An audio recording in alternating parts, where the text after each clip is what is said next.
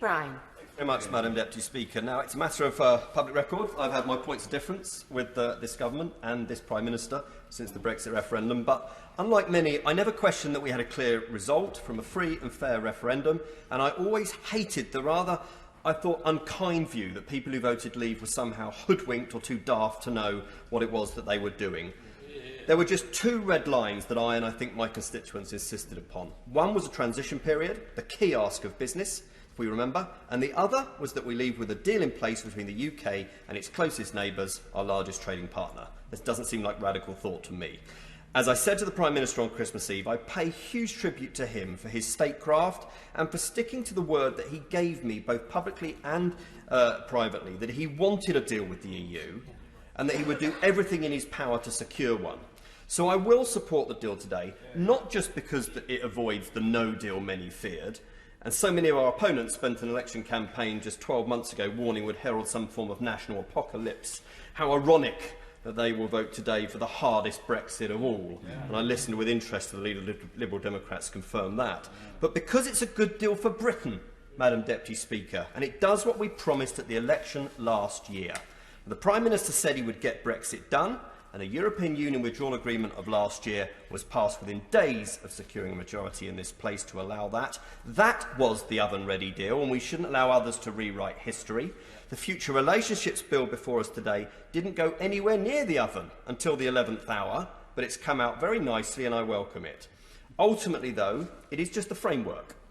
Wide enough to do all of the things the Prime Minister set out this morning, giving business, citizens and law enforcement, notwithstanding the SIS2 concerns, which I do share too, what they need, but it's nimble enough to let this country forge its own way in the world. And for me, the success or otherwise of this new chapter, as many have said, is not in the 1,200 pages and the various appendices before us today. That's all still to be written. Now, just given time, let me just touch on one area, on services and financial services in particular. I understand there's a lot of noise on what's not included, but that's to rather miss the point. The title under Services and Investment, if I could just summarise, seems to have extracted agreement not to put unreasonable or unnecessary impediments in the way of UK financial service businesses seeking to operate in the EU. And that's welcome. So can I just ask the Chancellor Duchy of Lancaster, through those on the front bench now, what this means in practice, given the agreement doesn't protect UK passporting rights, as many have said today. So what work needs to take place now so financial service firms can be clear? Yes, briefly. Thank you. Just very quickly on passporting, I'm sure he would agree with me that the ball is in the EU's court to get this done, not least because if the deals that we are working on with our friends in the US and Australia and New Zealand work out as we intend them to do, we will be in a much stronger position than we are now.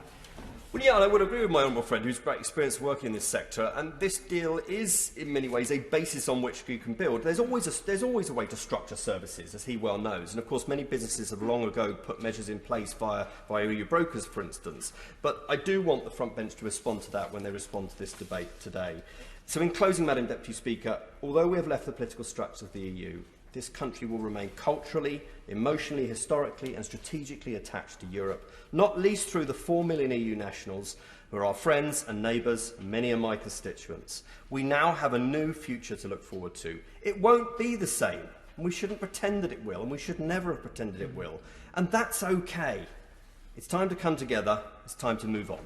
Yeah.